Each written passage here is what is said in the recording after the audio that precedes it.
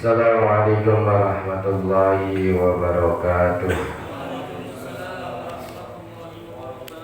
Para jamaah sekalian, mari kita mulai kajian pertama. Kita takribnya, bacaannya wadzakaral musannifu Dawidul Marhun. Bismillahirrahmanirrahim. Qala al-musannifu rahimahullah wa nafa'ana Allah fi ulumi fidarain.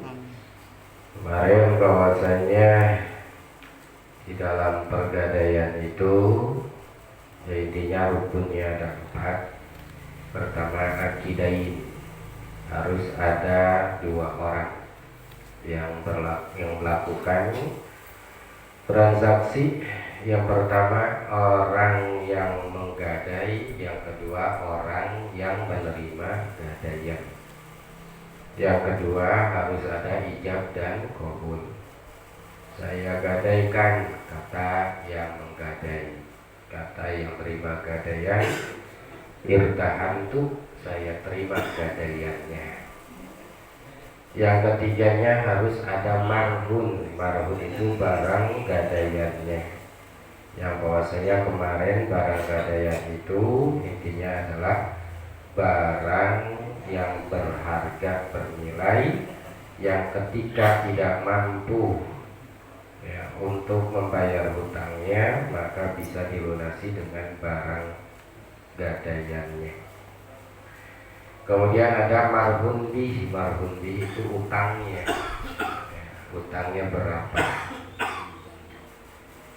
Bismillahirrahmanirrahim. Wa dzakaral musannifu, dan telah menyebutkan al-musannifu pengarang kitab Dawidul Marhuni terhadap batasan barang yang digadai.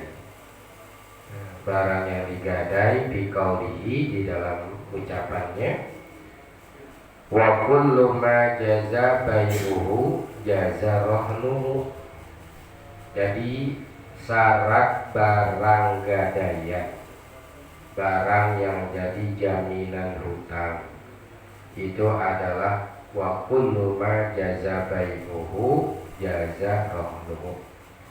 Dan setiap benda jaza yang boleh bai'uhu untuk menjualnya daripada benda-benda jaza rahnuhu, maka boleh menggadainya.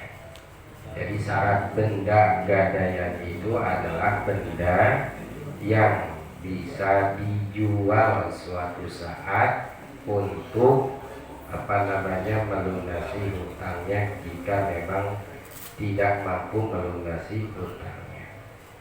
Ya, jadi harus barangnya barang yang bisa dijual belikan. Fiduyuni, di dalam masalah hutang, jaminan hutang. Pada jaminan hutang, barang tersebut bisa dijual. Idza staqara, apabila tetap subutuha, tetapnya itu hutang, bizimmati, sebagai tanggungan. Kalau nanti masih ada hutangnya dari yang menggadai, gitu, masih menjadi tanggungan dia. Artinya sudah jatuh tempo pembayaran yang sudah disepakati kapan, terus dia nggak mampu bayar, maka barang tersebut bisa dijual, gitu. Tapi syarat dijualnya nanti. Fala yasilu waktu raja, maka telah mengeluarkan al-musannifu pengarang kitab biduyuni, dengan hutang, anil ahyani, dari benda-benda yang anil ahyani, dari benda-benda yang bisa berupa hutang. Fala yasihu, maka tidak boleh arrahnu, penggadaian alaiha, terhadap benda-benda ka'ainin magsubatin, seperti benda yang digosok, wa musta'aratin, dan juga barang yang dipinjam, wa nahwihima, dan juga selain daripada keduanya. Maka yang begini nggak bisa jadi barang gadaian. Walaupun itu barangnya adalah boleh dijual belikan, tapi benda tersebut harus yang berupa hutang buat dia dan menjadi kepemilikan dia. Maka nggak boleh kita menggadaikan barang yang digosok. Apa contoh barang yang digosok? Saya minjem motor tapi saya balikinnya entar, bilang-bilang kagak, main ngambil motor orang. Ya, kita ambil punya temen, motor teman kita pakai, habis kita pakai, kita itu kagak bilang lagi ke dia. Tahu-tahu barang gosok itu kita gadein. Ya kan suka begitu ya, kita ngerental aja. Ya kalau ngerental mah sah, artinya dia nyewa. Ini mah gosok, kayak kita pergi ke masjid, kemudian itu juga termasuk gosok karena nggak izin, pengen wudhu pakai sendal orang, itu termasuk gosok tuh. Walaupun nanti gosok itu dibalikin lagi, bahasa gosok itu dibalikin lagi. Beda dengan mencuri. Kalau mencuri itu barang yang diambil kagak dibalikin lagi. Nggak bisa barang gosokan, walaupun ntar saya gadein dulu, yang penting orangnya kagak tahu. Ntar kalau udah lunas saya balikin barang. Gitu. Itu barang kayak gitu nggak bisa dipakai jaminan utang atau barang gadaian. Atau barang wal musta'aratin, yaitu barang yang dipinjam. Kita minjem motor gitu, tahu-tahu motor orang kita gadein baik gitu, kagak tahu yang pemiliknya. Nah itu kagak boleh itu,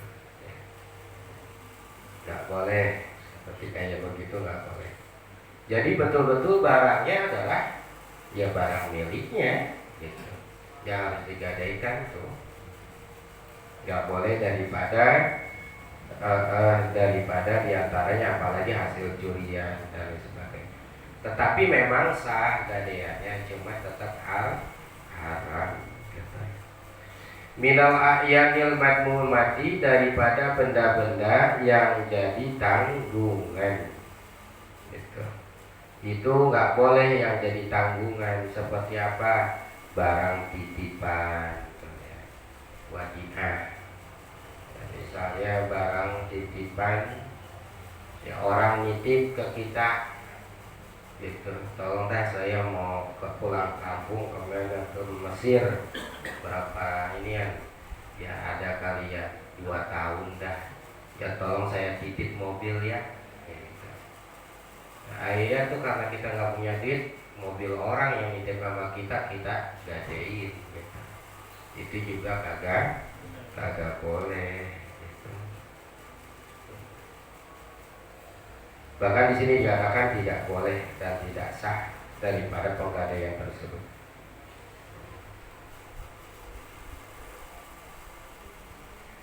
Waktaraja, dan menjaga, pengarang kitab biistaqarra aniduyuni, menjaga kata dari kata istaqarra aniduyuni. Tadi harus tetapnya utang yang menetap, yang sudah menetap. Qabla istiqrariha, adalah sebelum netapnya hutang. Kadaini salami, seperti hutang salam. Nah kalau hutang salam kan belum tetap hutangnya, itu belum tetap hutangnya buat dia, sehingga yang begini ini juga kalau memang akadnya akad salam tapi dengan roh nun, itu juga kagak boleh. Seperti akad salam, seperti hutang salam, maksudnya barang yang dipesan. Itu barang yang dipesan belum sampai ke dia, gitu. Tapi tahu-tahu udah main digadein, baik begitu. Ya, itu juga kagak sah. Wa anis samani, dan juga daripada menjaganya pengarang kitab dari saman muddatal khiyari, dari kata harga muddatal khiyari, yaitu pada masa khiyar. Pada masa khiyar artinya menjaga di sini intinya penggagalan ataupun yang lainnya, ya transaksi yang terjadi pada gadai itu ya harus ada harganya sudah dicocokkan pada masa khiyar, bahasanya. Jadi sudah ditentukan harga apapun, artinya baik hutangnya atau barang yang digadaikan dua-duanya. Nah, sampai situ dulu, kemudian ya intinya atau lagi 10 menit lagi dah. Walirahini, bagi orang yang menggadaikan rohin, boleh arruju'u bihi, mengambil kembali bihi pada barang yang digadaikan, malam yakbiduhu, selama barang itu selama belum menerima itu terhadap barang gadaian al-murtahinu, orang yang menerima gadaian. Ya udah, pokoknya saya gadaikan motor ya gitu. Pas sudah pulang motornya, aduh, ganti dah motornya, ganti sama TV baik gitu. Tapi seharga motor TV-nya gitu. Atau sama lah gitu. Atau di bawahnya, yang penting jaminan itu bisa menutupi untuk pembayaran utang. Tadinya mah ya mau yang digade motor, ternyata motor mau dipakai sama anaknya. Akhirnya itu boleh kayak itu barang gadaian diambil lagi sama yang menggadaikan, boleh kalau barang tersebut belum diterima sama yang nerima gadai gitu. Ya kalau udah diterima mah nggak boleh. Saya gadai motor, minjem duit pakai jaminan motor. Nah, motor ini boleh diambil kembali sama yang menggadaikan kalau barang itu belum diterima sama yang nerima gadai. Boleh, saya ganti, bukan motor, pakai mobil misalnya gadainya. Ya silakan, asal barang itu belum diambil, belum dimiliki atau diterima sama yang menggadaikan, yang menerima gadai. Ba'in qobado, maka jika sudah menerima orang yang menerima gadai al-aina terhadap benda al-marhunata yang digadaikan, lazima rohnu, maka jadi tetap ar-rohnu gadaian tersebut. Wamtana'a, dan tercegah ini pada orang yang menggadaikan arruju'a fihi, untuk mengambil kembali fihi pada barang yang digadaikan. Saya gadai motor, ini motornya saya udah kasih. Kata anaknya, Pak, jangan motor, apa itu sepeda B5 gadain. ya barangnya udah diterima sama yang nerima gadai. Ya begitu udah jadi gadai itu, apa namanya, akad gadai.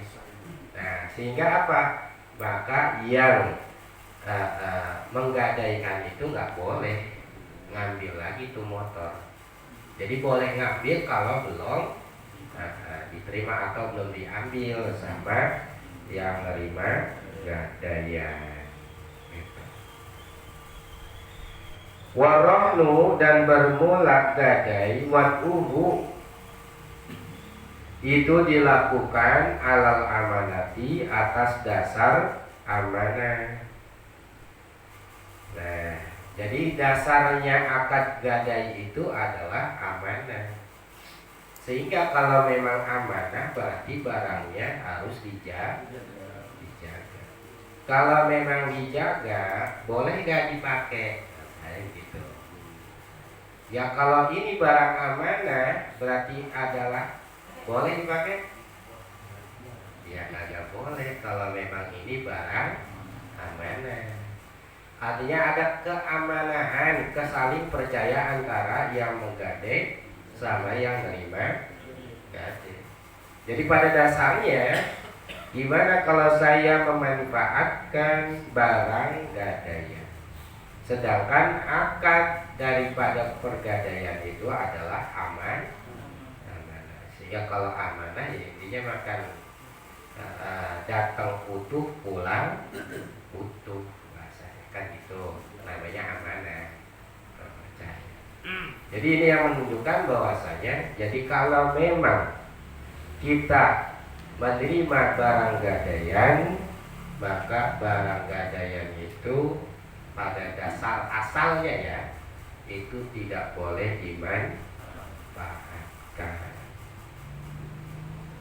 Ya kan makanya beda sistem syariat sama sistem orang kita, kebiasaan.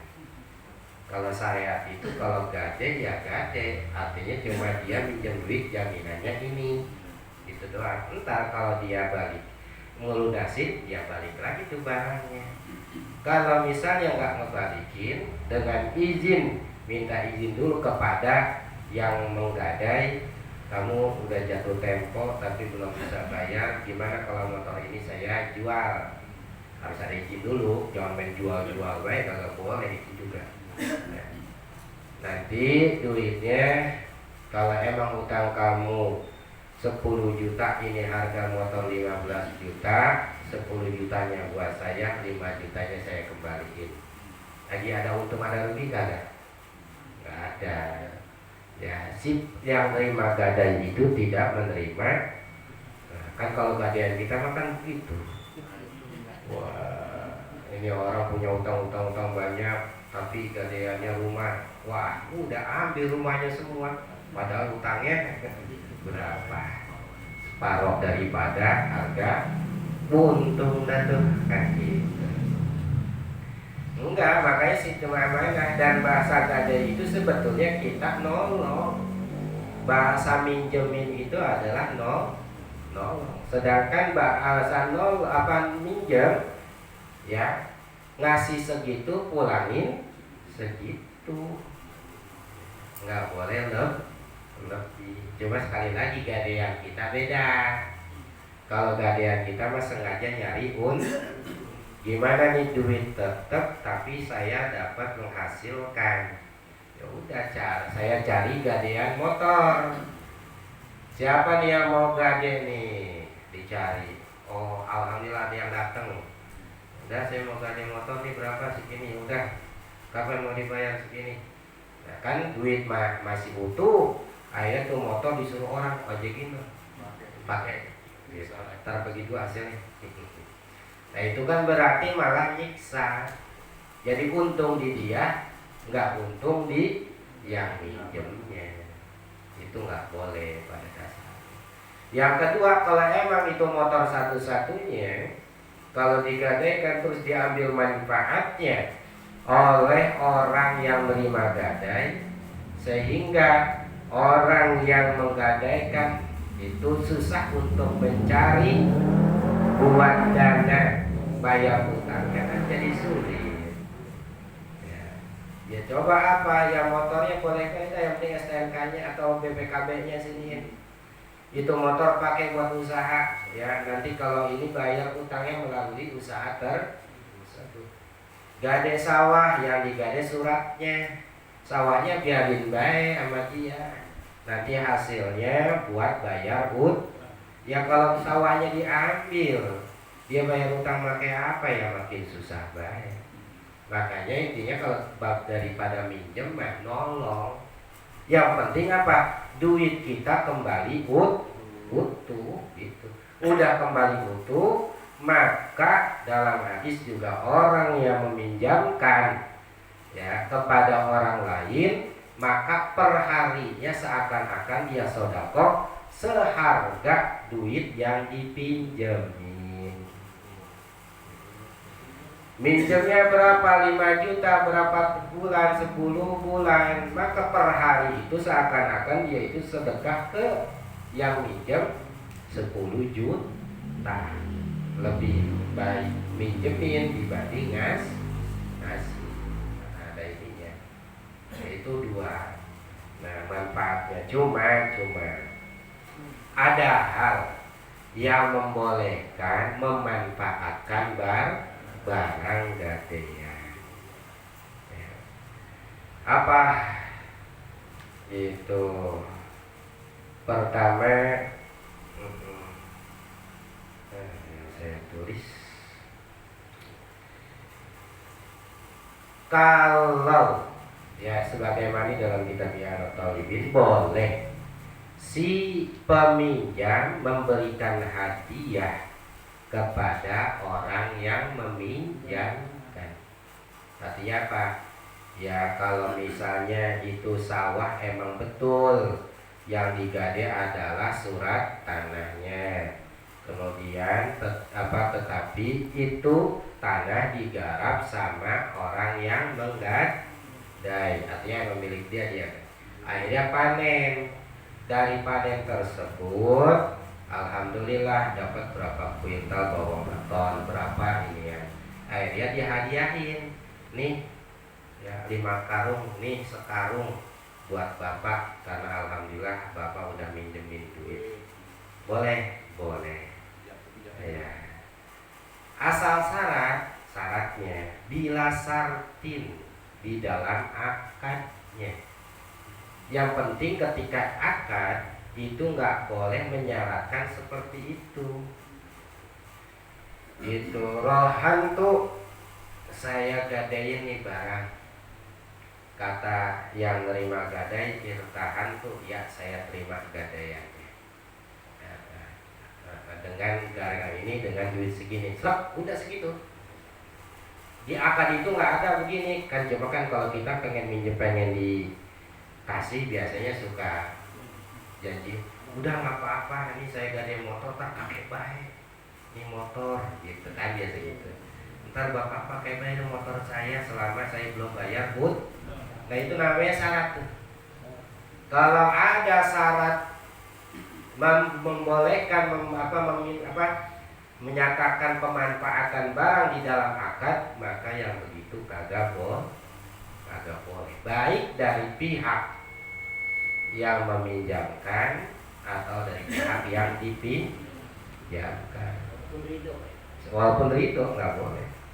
Tapi itu kalau mau di luar akad selesai, nah, baru dia ngomong, ya udah dah nanti kalau bapak perlu pakai motor ini pakai baik. Satu. Makanya apa disebutkan? Kan kalau biasa kita begitu, wa amal qardu bi syartin jarinat ilm li muqtaridin papasidun. Adapun pinjaman dengan syarat yang bisa melakukan mendapatkan manfaat terhadap orang barang yang diutangkan papasidun, maka akad itu jadi rusak, batal, tidak sah.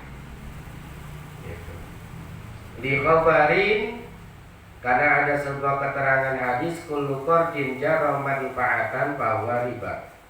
Setiap pinjaman yang berlaku di situ ada ngambil manfaat, bahwa riba, maka itu adalah riba. Gitu. Kesananya wa ma'lumun, dan bisa diketahui anna mahalal fasadi, bahwasanya tempat akadnya jadi rusak, haitsu waqa'a sartu, sekira-kira atau di mana terjadinya syarat, bisul bil akadi, pada keberlangsungan akad. Jadi kalau dalam akad dia bilang itu, ya udah pakai baik barang. Nih saya ngutang segini, barangnya segini, ini barang silakan pakai, nggak apa-apa, kata si yang menggadaikan. Itu di dalam akad, maka ada syarat begitu tuh jadi pasar. Amalau tawafaqo ala dalika, adapun kalau udah emang secara kebetulan ya antara orang yang menggadai dan orang yang nerima gadaian ala dalika, dengan praktek biasanya begitu. Praktek biasa gitu, oh kalau digadai biasanya barang saya dipinjam, dipakai begitu. Dia tahu, tapi di dalam akad tidak di walam yaqa syartun, dan tidak terjadi pada saat akad adalah syarat til akdi fala fasada, maka yang begitu nggak apa-apa. Gitu. Jadi nggak apa-apa. Cuma pada dasarnya sekali lagi, kalau orang itu butuh minjam sehingga dia barang jaminannya itu, dan dia kagak ada lagi usaha kecuali dengan barang yang digadaikan, maka yang begitu mah lebih baik yang nerima gadai ya, satu, barangnya balikin, yang penting suratnya, biarkan dipakai buat bayar pelunasin utang. Tapi kalau kayak kemarin dia punya mobil 5, digadain 1, ya udah gitu mobilnya tiap hari, tiap tahun diem di mobil, kalau mau ngapain, itu bahkan seakan-akan cuma modal ya paling 2 bulan keganti gitu, karena emang masih banyak urusan. Yang penting tidak terjadi pada saat akadnya gitu ya. Tapi ingat, sekali lagi, pada dasarnya kita nolong orang gimana biar utangnya cepat lunas, dan kalau memang barang gadaian tersebut adalah penentu untuk menghasilkan uang untuk pelunasan utang, maka biarkan dia yang gitu. Yang kedua, boleh dipakai dengan tujuan, kata Imam Syafi'i mah boleh. Menurut Imam Ahmad boleh, yaitu kalau untuk memelihara barang tersebut. Ini motor digade, ditaruh kayak emang kata si yang terima gadai, saya kagak berani ya, karena saya udah belajar pokoknya kalau barang gadean kagak boleh dipakai, didiemin baik, udah gitu gadenya 5 tahun tuh motor. Kalau dibiayain baik terus kagak dinyalahin mulu tuh motor, kira-kira rusak apa kagak? Sedangkan di dalam akad yang namanya gadai tadi amanah, ngejaga barang, ngejaga ini, maka boleh bagi pihak yang menerima gadai ngambil manfaat, tapi tujuannya untuk pemeliharaan motor itu.